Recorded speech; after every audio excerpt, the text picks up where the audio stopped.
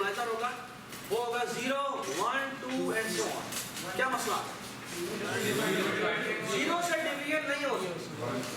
जब 0 से डिवीजन होगी तो आपका प्रोग्राम क्रैश कर देगा, आगे कोई भी इंस्ट्रक्शन एग्जीक्यूट नहीं करेगा। और सर लूप भी लिमिट से एक मतलब ज्यादा चलेगा। हाँ ठीक है, पर वो तो लिमिट तक चेक तो कर रहे हैं, ठीक है, लेकिन इस केस में ज्यादा चल रहा है, लेकिन लिमिट तक तो चलना है, ठीक है। ये कंडीशन ठीक है, लेकिन यहाँ पे गलती है। जी से कैसे ठीक है? 1 से इनिशियलाइज करते हैं, ठीक है, तो 1 से स्टार्ट करते हैं, ठीक है, ऑलराइट। अब हम कहते हैं कि अब डिवीजन स्टार्ट करते हैं, ओके। अच्छा, अगर डिवीजन स्टार्ट करते हैं तो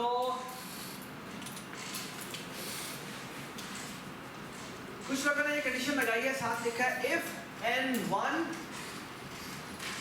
modulus d double equal to 0, which means n1 is completely divisible by this divisor, and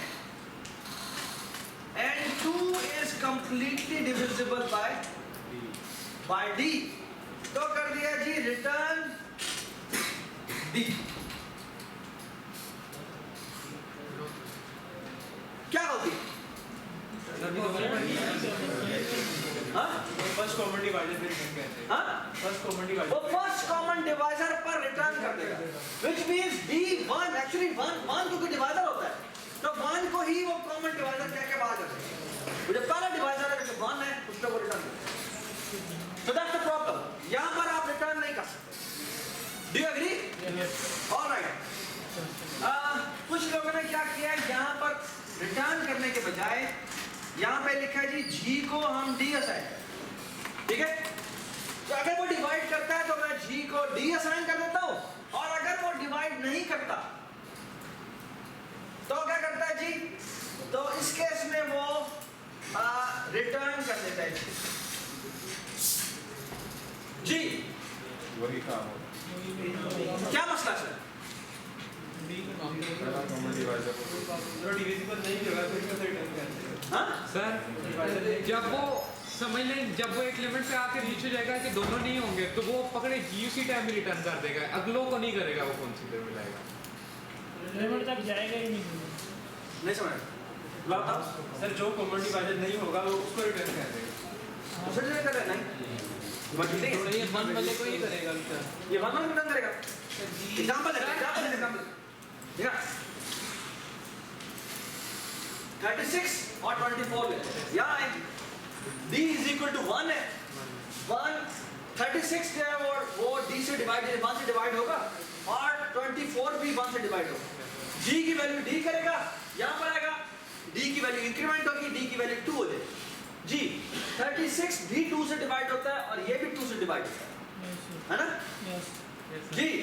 g की वैल्यू 2 हो जाएगी, चल रहा है मगर 5 जब होगी तो वो सर क्या नाम है जी जो है 4 होगी उसको भेज जिस मोमेंट पे पहला डिवाइजर नहीं होगा तो वो उससे आगे चेक किए बगैर रिटर्न कर देगा जी। ये हम नहीं कर सकते, ठीक है, ये हम काम नहीं कर सकते। एक्चुअली ये रिटर्न जी यहाँ पर नहीं होना चाहिए। रिटर्न जी वाला केस कुछ लोगों ने किया, रिटर्न जी यहाँ तक ये भी नहीं हो सकता। क्यों? इसका मतलब है कि अगर ये चले ना चले वो जैसे कोई यहाँ आएगा यहाँ से रिटर्न होगा, यहाँ पे हम रिटर्न नहीं कर सकते। क्यों? क्योंकि रिटर्निंग तब तक नहीं होनी जब तक कि पूरी जी की कंप्यूटेशन हो नहीं जाती, ओके, विच मीन्स कि ये लिमिट तक पहुंच नहीं जाता, तब तक हमें इसको चलाना पड़ेगा जी।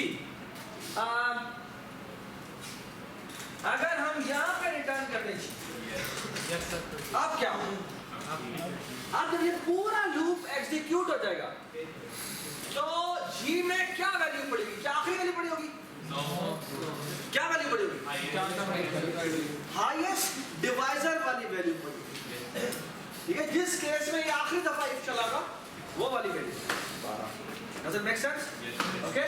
जब ये नाम बाहर आएगा तो बाहर आके हम रिटर्न, ये बहुत ही इंपॉर्टेंट बात मैंने आपको बताई है। ये one of the most important error है जो कि हमारे अक्सर बच्चे शुरू में जब कोडिंग कर रहे होते हैं या इवन बाद में भी वो करते हैं कि आपने एक लूप चलाया और लूप के अंदर जो कंडीशन लिखी हुई है, या बात सुनो, लूप के अंदर कंडीशन लिखी हुई है उसके इफ में आप कोई काम कंफर्म कर सकते हैं, लेकिन उसके एल्स में वो शायद काम हम नहीं कर सकते। ठीक है, जैसे अगर हमने एक डिवीजन हो जाती है तो जीसीडी को अपडेट होना चाहिए, लेकिन अगर डिवीजन नहीं होती तो क्या जीसीडी को अपडेट होना चाहिए? नहीं होना चाहिए। ओके, देखिए मैं आपको एक और एग्जांपल बताता हूँ। यहाँ पर एक और प्रॉब्लम है जो कि प्राइम नंबर वाला, कि आपने प्राइम नंबर के बारे में बताना है कि प्राइम नंबर है या नहीं है। आप अगेन उसमें भी ऐसे करेंगे, 2 से डिवीजन शुरू करेंगे। अक्सर जो लोग एरर करते हैं वो ये करते हैं कि उस नंबर को 2 से डिवाइड करते हैं।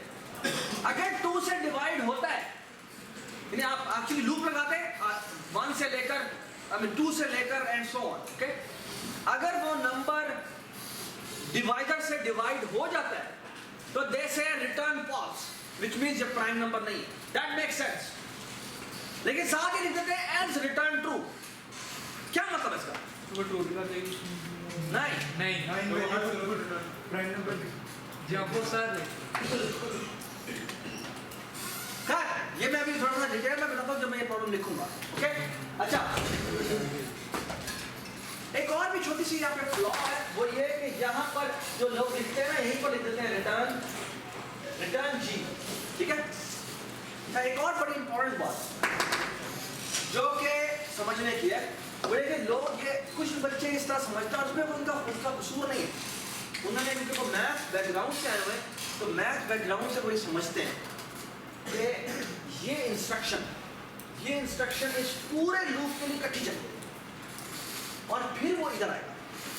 लेकिन इस तरह से मैथ्स में हम नहीं लिखते फॉर ऑल वैल्यूज ऑफ आई और आगे कोई स्टेटमेंट लिख देते हैं।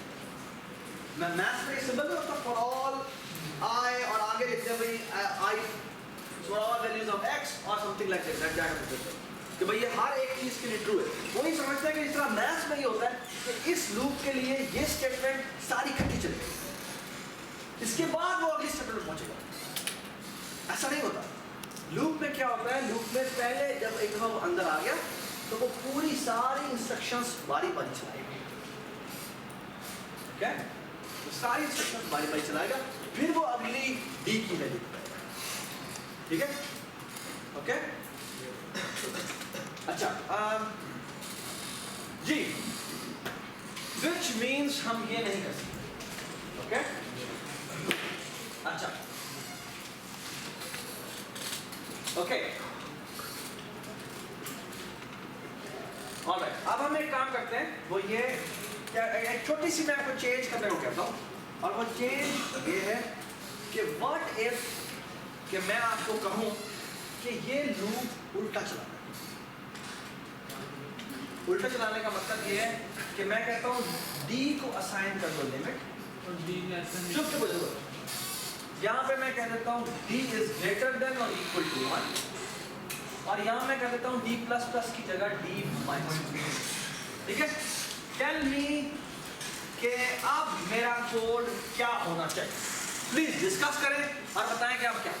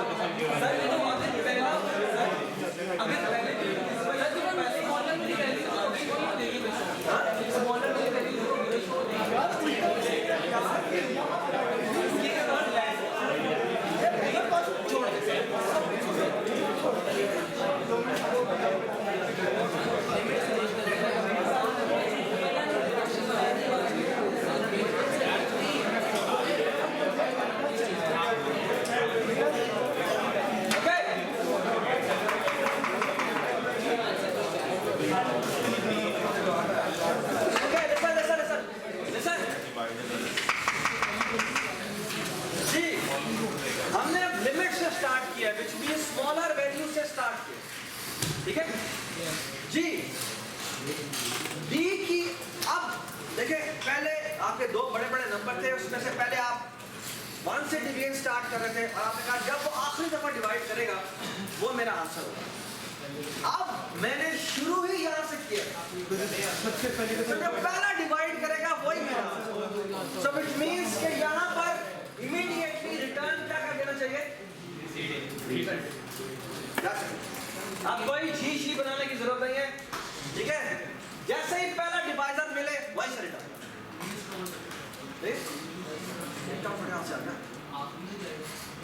या यही जीसीडी क्यों? क्योंकि ये हमारा सबसे हाईएस्ट डिवाइजर है, ठीक है।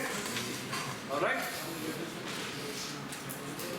बिल्कुल लिखने का मैं क्या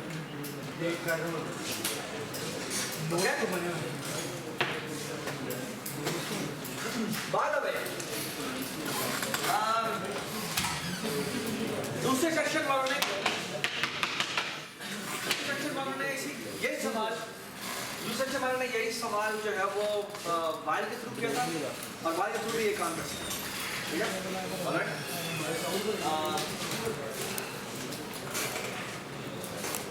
चलें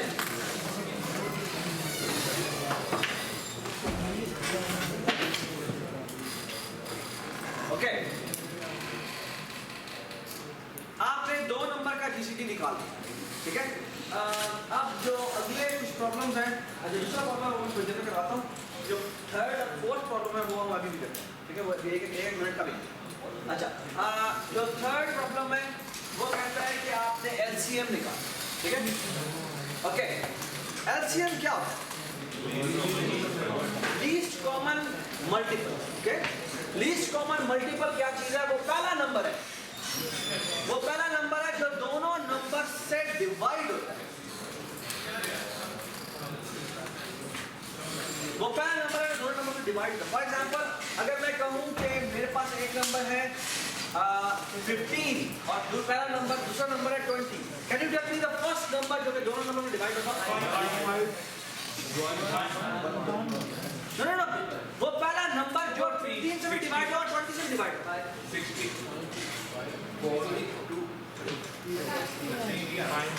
60 होगा। कैसे निकलेगा? याद है 50, 20 और फिर क्या होता है? 2, 5, 5 3 और 5 4, ठीक है। और आप 3 आ जाएगा और अब 4, है ना? ऐसी है। तो 5 3 तक 15 15 4 तक 60 जी। ये आपने जब आप निकालते थे तो अगर आप गौर से देखें तो आप क्या करना चाह रहे हैं? आप जब एलसीएम निकालते हैं तो एलसीएम इज, आपके पास एक नंबर है n1, ठीक है, इसको मैं a कर देता हूं, और एक नंबर है b, ठीक है। बाय द वे, अगर a और b दोनों में कोई भी फैक्टर कॉमन ना हो तो उसका एलसीएम क्या है? उन दोनों को एग्जैक्टली आपस में मल्टीप्लाई, ओके। अगर दोनों में से कोई भी मल्टीपल नहीं है तो एक्चुअली इन दोनों की मल्टीप्लिकेशन ही मेरा एलसीएम है, ऐसे है। यस। अच्छा, अगर मैं आपको कहता हूं कि उन दोनों में एक दफा 2 फैक्टर का फैक्टर कॉमन है तो उसका आंसर क्या आएगा? दोनों को 2 से डिवाइड कर दो, दोनों को 2 से डिवाइड कर दो, 2 से 1 दोनों को मल्टीप्लाई कर दो, एक मिनट देखते हैं। देखिए, अगर जैसे फॉर एग्जांपल 15 और 20 है, इसमें क्या हो रहा है?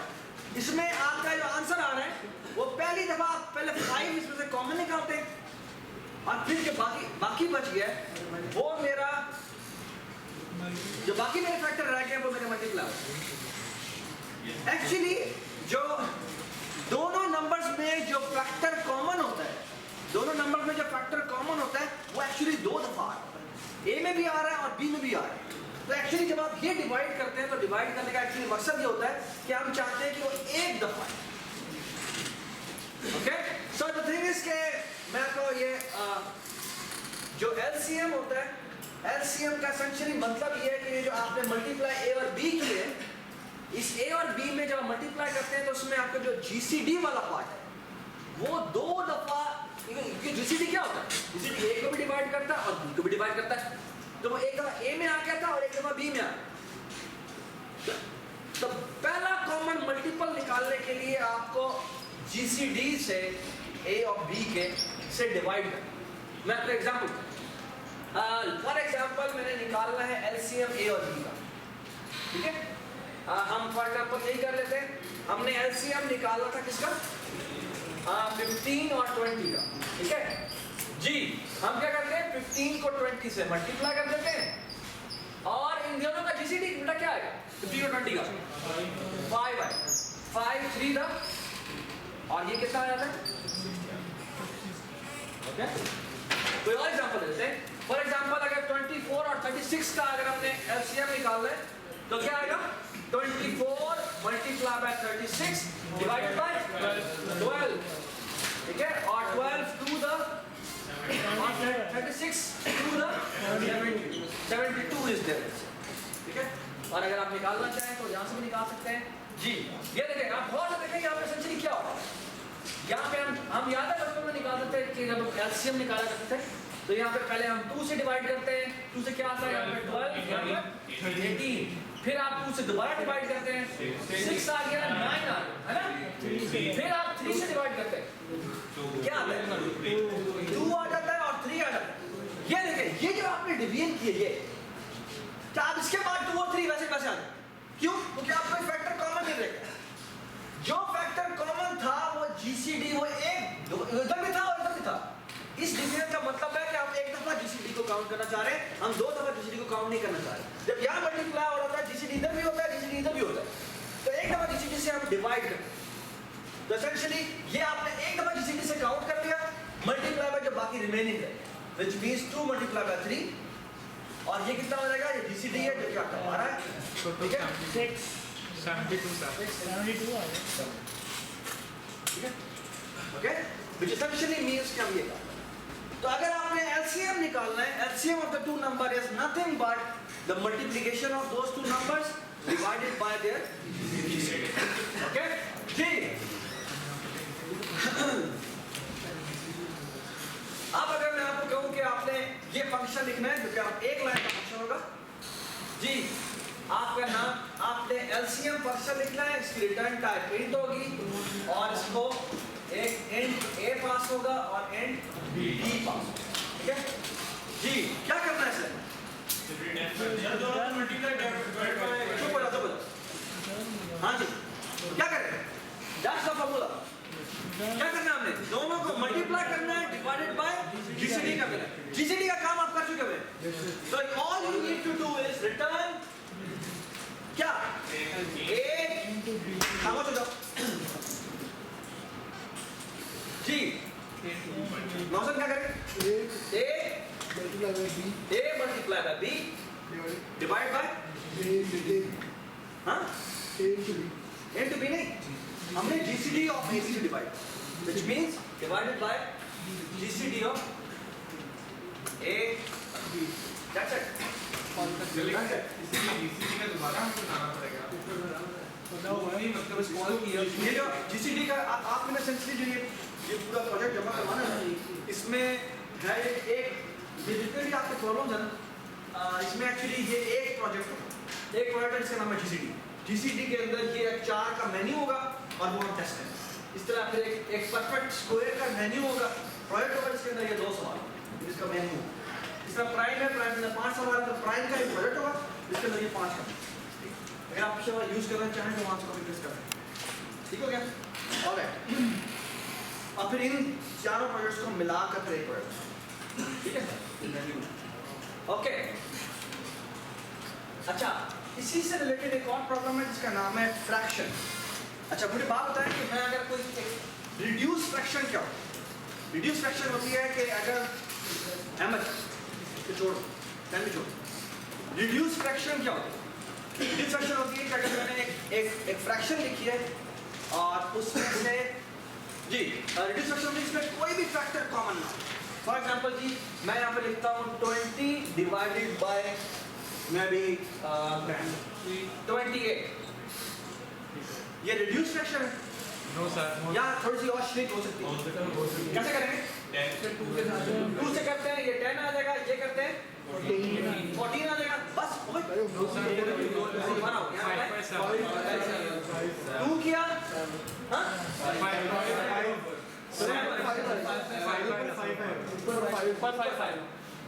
5/7 तो 5/7 आंसर हो गया, है ना? जी, अगर आप और अच्छा एक और बात बताओ, 20 जो था, 20 और 28 का जीसीडी क्या है? कैन यू टेल मी ना? 20 और 28 का जीसीडी क्या है? 4 आता है। और आपने एक्चुअली यहाँ पे डिवाइड क्या किया? 20 को आपने पहले दफा 2 से डिवाइड किया था, और इधर भी 2 से डिवाइड किया था, और फिर 2 से डिवाइड किया था, फिर 2 से डिवाइड किया था। एक्चुअली क्या किया? आपने दोनों नंबर्स को जीसीडी से डिवाइड किया। So what is the fraction? Reduce fraction. Reduce fraction is कि जो भी दो नंबर्स हैं जिनको न्यूमरेटर और डिनोमिनेटर, न्यूमरेटर को डिवाइड बाय कर दो जीसीडी और डिनोमिनेटर को भी डिवाइड कर दो by GCD. You have the reduce fraction. Okay, alright, so look at this.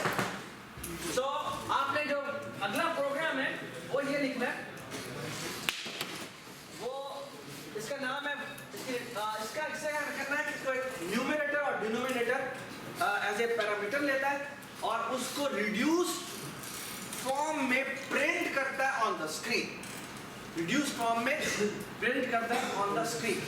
जी, इसकी रिटर्न टाइप क्या होनी चाहिए? वॉइड, शाबाश। इसका नाम क्या होना चाहिए? Reduce fraction. ठीक है, reduce fraction printer, something like that. जी, इसको दो पैरामीटर पास हो गए, एक होगा इंटीजर n फॉर न्यूमरेटर, और दूसरा क्या पास होगा? Integer d for denominator. Okay, alright, क्या करें आप? क्या प्रिंट करना चाहिए? शाबाश, हमने सी आउट करना है इसकी जो रिड्यूस फॉर्म है, और वो रिड्यूस फॉर्म कैसे निकालेंगे? न्यूमरेटर या फिर n को डिवाइड करेंगे किससे? जीसीडी।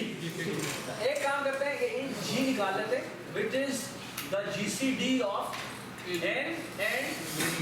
ठीक है, जी, सी आउट करेंगे n डिवाइडेड बाय g, और साथ ही इस कोड में ये आउटपुट कर देते हैं, और साथ ही करते हैं d डिवाइडेड बाय g।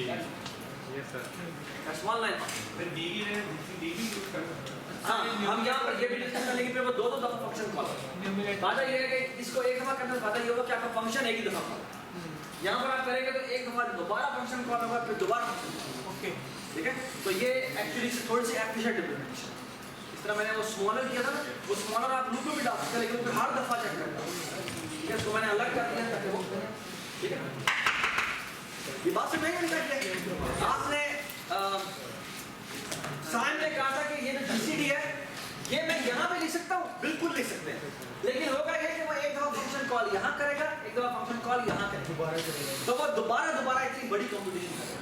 तो बेहतर ये है कि हम पहले एक ही दफा कंप्यूट कर लें और उसे सेव कर लेते हैं और फिर उसी को रीयूज करें। ठीक है, ऑलराइट, तो आप एक्चुअली जो काम का आपका जो प्रोसेसिंग है वो एक्चुअली आप प्रोसेसिंग, ठीक है, ये आ गई जी रिड्यूस फ्रैक्शन। ऑलराइट,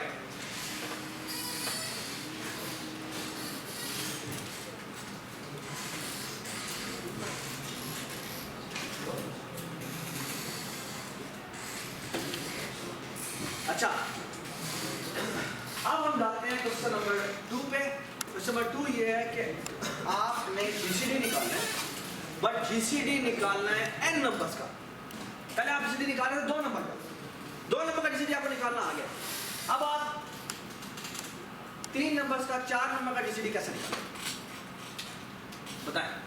तो उसी तरह इनिशियलाइज करवा के पहले के हमारा नाम जो है वो इसके इतने 1 है हमारा या 0 कह सकते हैं उसको, फिर उसे हम ऐड कर देते हैं, प्लस करते हैं। सर ऐसे होगा तो पहले 2 का निकालेंगे, फिर उसका जो आंसर आएगा उसको फिर अगले से कंपेयर करेंगे। वेरी गुड, आइडिया इज कि आपने 2 नंबर्स का जीसीडी निकाला है, ठीक है, जो तीसरा नंबर है, जब 3 का जीसीडी पता क्या होता है? 3 का जीसीडी होता है कि जो 2 का जीसीडी निकला हुआ है उसका जो आंसर आया है वो थर्ड के साथ दोबारा कंप्यूट किया, और अगर जब फिर 3 का जीसीडी निकाल लिया है तो 4 का जीसीडी कैसे निकालेंगे? एक और चौथा नंबर लिया, वो दूसरा नंबर हो जाएगा, और ये जो 3 का आंसर आया वो 1 नंबर। तो इन दोनों का दोबारा जीसीडी निकालना। आपको याद होगा बचपन में जब हम जीसीडी निकालते थे कैसे निकालते हैं? फॉर एग्जाम्पल मैं कहता हूँ मैंने 24 और 36 का जीसीडी निकाला, ठीक है? तो हम क्या करते थे? बड़ा नंबर इधर रखा, छोटा नंबर इधर रखा, 24 1 का 24 करते थे, यहाँ पे 12 करते थे, ये 24 आया, 2 the 24, ये खत्म हो गया ना, है ना? और 12 आंसर आ गया। अगर आपको कहते हैं कि तीसरा नंबर एक और भी है, फॉर एग्जाम्पल मैं कहता हूँ 28, तो क्या होगा? तो ये जीसीडी निकला हुआ है, 12 और 28 इनका जीसीडी निकला, which means 28 इधर हो जाएगा, 12 इधर हो जाएगा, 12 to the 24, यहाँ पे कितना आ गया? 4, 12, 4, 3 the 12, क्या आंसर होगा? तो आपने जो 2 नंबर का जीसीडी निकाला है वही आप अच्छा ये तरीका हमने अभी यूज किया, ये वाला इसी तरीके से हमने आंसर नहीं निकाला। ये बचपन में हमने इस तरीके से निकाला था, लेकिन अभी जब हमने निकाला वो थोड़ा सा सुधरेगा, ठीक है? तो ये मैंने जानबूझ के निकाला, ठीक है? किसी अगर हमें फ्री टाइम मिला किसी दिन तो I will going to talk about this, कि ये जो एल्गोरिथम है, ये जो तरीका है, इस तरीके से भी हम कोड कर सकते हैं, ठीक है? और ये तरीका जो है it's a very famous problem actually, algorithm in computer science, और but surprisingly it was invented even before, way long before when computers were actually invented. ये तकरीबन अराउंड 300 BC की बात है, एक्चुअली 300 जिस जमाने में यूक्लिड, ठीक है? यूक्लिड, मैं अर्ली ग्रीक्स की ज़माने की बात कर रहा हूँ, प्लेटो अरिस्टोटल से भी पहले की बात है। ये आपने अपनी ज्योमेट्री भी पढ़ी होगी, यूक्लिडियन ज्योमेट्री, जिसमें थ्योरम होते थे, और वो या उर्दू में मसले करते थे इस तरह की, वो ये वही बनता है जिसने वो जो ज्योमेट्री पे काम किया था। ये एक्चुअली ये जो तरीका है जीसीडी निकालने वाला, ये यूक्लिड ने आज से तकरीबन 3-4 हज़ार साल पहले बनाया था। द ग्रेट थिंग इज कि इट वॉज रीडिस्कवर्ड बाय अल-ख्वारिज़मी। अगर आपको याद हो, आपने वो एसएससी की किताबों में पढ़ा था कि अल-ख्वारिज़मी वाज अ ग्रेट मैथमेटिशियन। अच्छा, उसने जब वो great time of Muslim history की अगर बात करें, जब वो ट्रांसलेशन चल रही थी, तो देन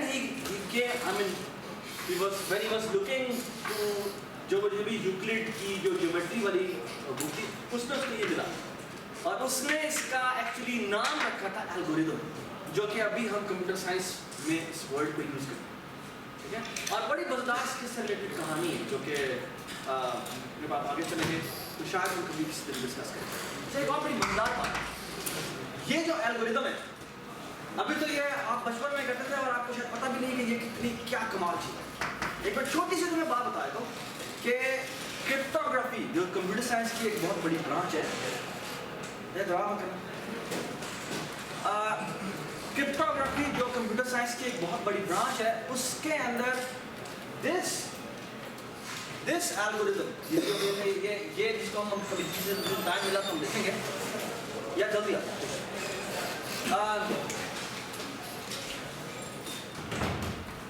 हाँ, ये जो एल्गोरिथम है, ये क्रिप्टोग्राफी का one of the most famous idea, ठीक है?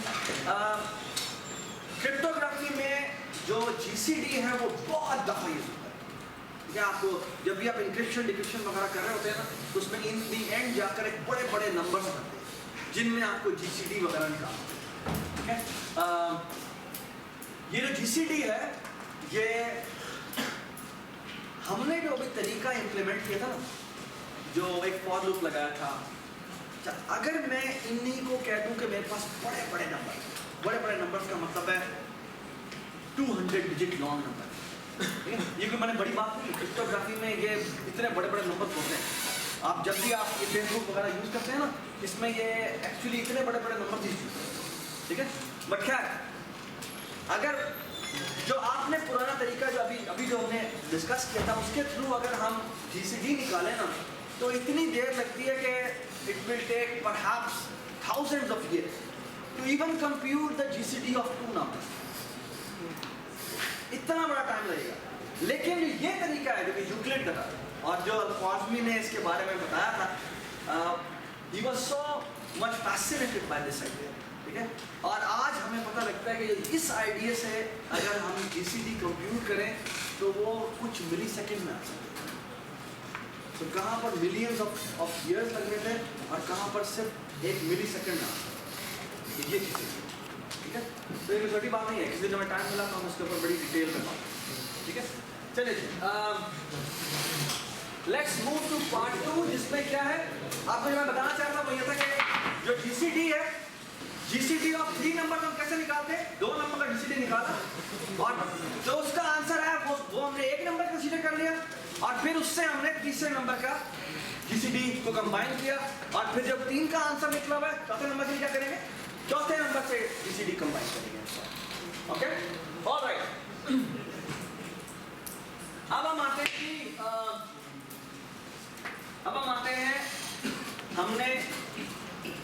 हमने अब जो पार्ट 2 है वो क्या है, कैन एनीबॉडी एक्सप्लेन, क्या क्वेश्चन क्या है?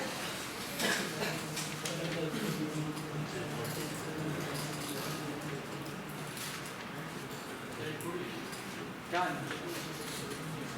तो बहुत सारे ये सवाल पुराने वाले तरीके से डिफरेंट है।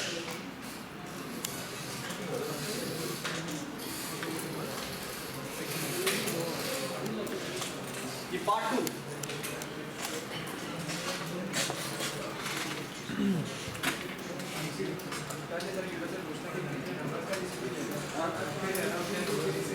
Very good, can you speak louder?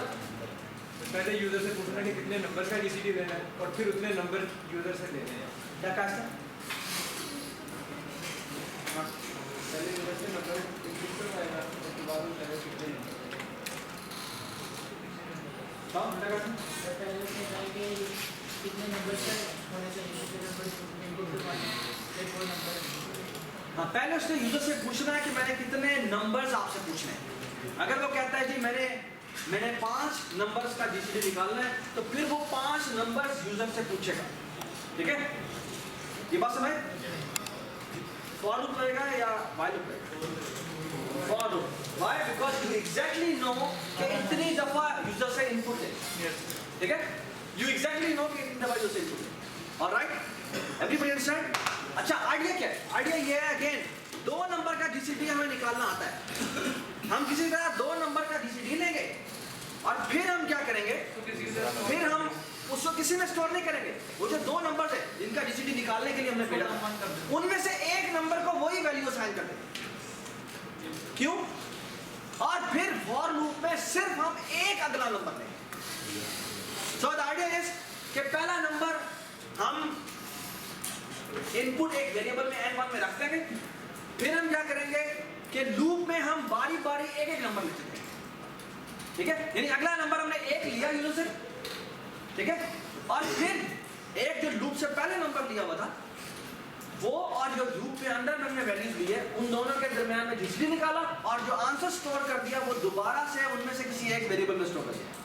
जब लूप दोबारा चलेगा तो फिर वो तीसरी वैल्यू दोबारा यूजर से इनपुट में लेगा और जो एक आंसर आया था पिछली दफा वो रीयूज हो जाए। सर फालतू कैलकुलेटर वाला यूज जिसमें हुआ था। Okay, let me right it कि मैं क्या कह रहा हूँ।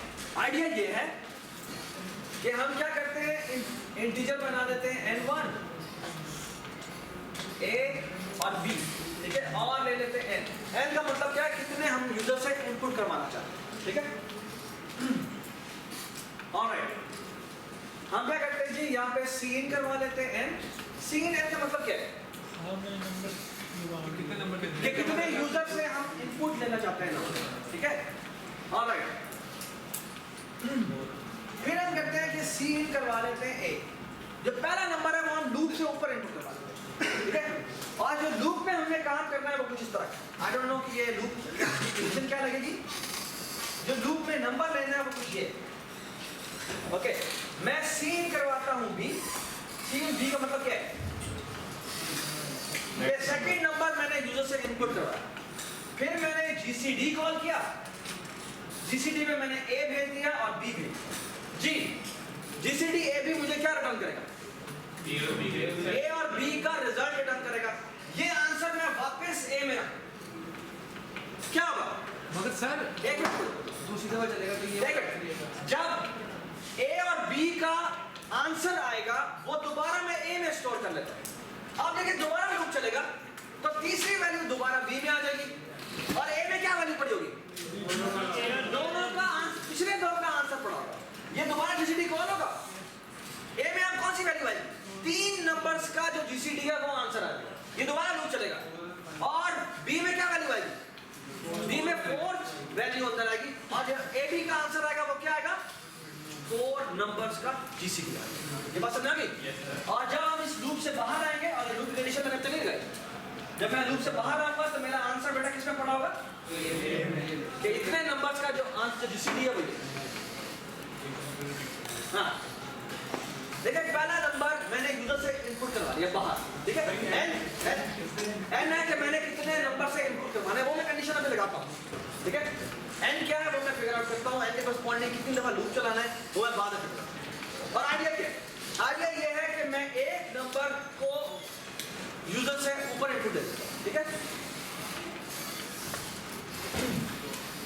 यहाँ पर आया, यहाँ पर लूप के अंदर हम दूसरा इनपुट नंबर इनपुट लेते हैं और फिर क्या करते हैं? फिर हम जीसीडी कंप्यूट करते हैं दोनों। जो भी मेरा आंसर आता है वो मैं ए में ही स्टोर कर लेता हूँ। और ए में स्टोर करने का मेरा मकसद क्या है? कि बी में मैं बार बार इनपुट लेता रहूंगा, next number next number next number, और ए में प्रीवियस आंसर से वो जो भी मेरा जीसीडी का आंसर आएगा वो ए में दोबारा स्टोर होगा। जब अगली दफा बी नेक्स्ट नंबर इनपुट करेगा और ये चला के देखते हैं। यहाँ पर आपने 12 रखा, सॉरी 24 रखा, 36 रखा और लेट्स से 28 रखा। जी क्या होगा? ए में क्या वैल्यू आएगी? पहले ए में 24 वैल्यू आएगी, बी में क्या वैल्यू आएगी? 36। जीसीडी ए बी में क्या वैल्यू आएगी? ये वैल्यू रिटर्न करेगा 12, यही ए में स्टोर हो जाएगा, ठीक है? अब ये लूप दोबारा चलेगा, दोबारा जब चलेगा तो बी में क्या वैल्यू आएगी? 28। जीसीडी कंप्यूट होना जाएगा 12 और 28 का आंसर किसमें आएगा? ए में, जो क्या है 4, लूप ब्रेक होगा और C out 4। Next sense? Okay again अब एक कंडीशन लगा लेते हैं। कंडीशन में इसका लगाऊंगा, देखें एक नंबर वो यूजर इनपुट करवा चुका हो, ठीक है? एक नंबर यूजर इनपुट दे चुका हो, ओके? एक नंबर आपका यूजर इनपुट दे चुका है। हम क्या करेंगे? हम ये करेंगे कि अपना लूप स्टार्ट करते हैं, इंटीजर आई को स्टार्ट करते हैं 2 से। 2 से मैंने क्यों स्टार्ट किया? दूसरे क्या दूसरी बात पहले एक दफा क्योंकि एक नंबर को यूजर पहले ले चुका हूं, तो 2 का मतलब है कि मैं सेकंड नंबर इनपुट लेने के लिए जा रहा हूं, ठीक है? और कंडीशन मैं क्या लगाऊंगा? आई डोंट नो मैं कंडीशन क्या लगाऊंगा, लेस देन लगाऊंगा या लेस देन और इक्वल टू लगाना चाहिए मुझे, ये भी फिगर आउट करना है, ठीक है? और यहां कर देते हैं i++, ठीक है? आई डोंट नो यहां पे लेस देन लगना है या लेस देन इक्वल टू लगना है, मैं फिगर आउट करता हूं कि क्या होना चाहिए। जी व्हाट इफ कि मैंने सिर्फ और सिर्फ 2 नंबर इनपुट करवाने होते, ये तीसरा नंबर ना होता, तो एन में क्या वैल्यू आई होगी? 2 वैल्यू आती है। 2 नंबर्स का मैंने जीसीडी निकालना है, यानी इस लूप को कितना दफा चलना चाहिए? ना एक दफा चलना चाहिए। एक दफा 2 नंबर्स का जीसीडी नहीं करना चाहिए, ऐसे ही है जी? चलाते हैं जी। पहला नंबर आपने इनपुट करवाया, क्या आ गया? 24। आई की वैल्यू 2 से नहीं चलानी चाहिए, 2 इज लेस देन 2 है नहीं, क्या कंडीशन होनी चाहिए आपको? लेस देन और इक्वल टू, ठीक है? 2 इज लेस देन और इक्वल टू 2 हो गया। यहां पर आया सी इन बी, आया बी में क्या वैल्यू आएगी? बी में 36 वैल्यू आएगी। 36 और 24 का जीसीडी आएगा 12 आएगा। यहां पर आएगा आई की वैल्यू इंक्रीमेंट होगी 3 हो जाएगी। 3 इज लेस देन 2 है तो ये बाहर आएगा और यहां पर आके सी आउट ए हो जाएगा, जो कितना है 12। So it's always a good idea कि जब आप चेक कर रहे हो ये जो while की कंडीशन जो लगानी है ना, while की या for loop की, तो आप छोटे से नंबर पे जाके टेस्ट कर लेंगे ये ठीक चल रहा है या नहीं चल रहा, ठीक है? That's how you should. Okay? Alright, okay, alright, जी जी, हमें 4 नंबर, तो n में क्या वैल्यू आएगी? 4 वैल्यू जी। ऐसे कर सकते हैं, लेकिन सीन ये है कि फिर हम 8 के लिए क्या करेंगे? फिर तुम्हें 4 वेरिएबल बनाने पड़ेंगे, ये प्रॉब्लम है। अगर वही मैथ्स वाले तरह का प्रॉब्लम है, हम चाहते हैं कि प्रीवियस वैल्यू को यूज करें, ठीक है, अदरवाइज हमें फिर हम 50 के लिए क्या करोगे? तुम्हें 25 वेरिएबल बनाने पड़ेंगे, तो ये प्रॉब्लम है। इसका आइडिया, इसका फायदा ये है कि हम सिर्फ और सिर्फ 2 वेरिएबल से सारा काम दोबारा, ठीक है, ऑलराइट, ओके। अच्छा यार, एक जो अगले प्रॉब्लम्स हैं, सिर्फ प्रॉब्लम ही चीज कर लेते हैं, सोल्यूशन नहीं करते। अगला प्रॉब्लम ये है कि आपने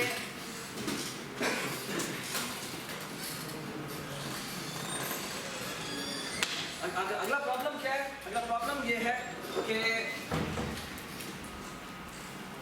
तुमने एक फंक्शन लिखना है जो सिर्फ ये बताए कि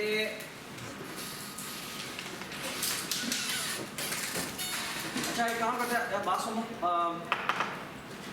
मेरे ख्याल में भी बस करते हैं। अच्छा बात सुने, ये जो असाइनमेंट आपकी ये कल ड्यू है, चाहे जो मर्जी हो। सो द आइडिया इज़ कि मैंने जो चीज़ सोची है वो ये कि कल मैं एक छोटा सा सेशन ले रहा हूँ, मेरे ख्याल में 2 घंटे का होगा, जिसमें हम ये जो बाकी जो प्रॉब्लम रह गए हैं वो डिस्कस करेंगे, ठीक है। सो जो इसमें परफेक्ट नंबर वाला रह गया है, इसका प्राइम है और इसका एक फैक्टोरियल, ठीक है।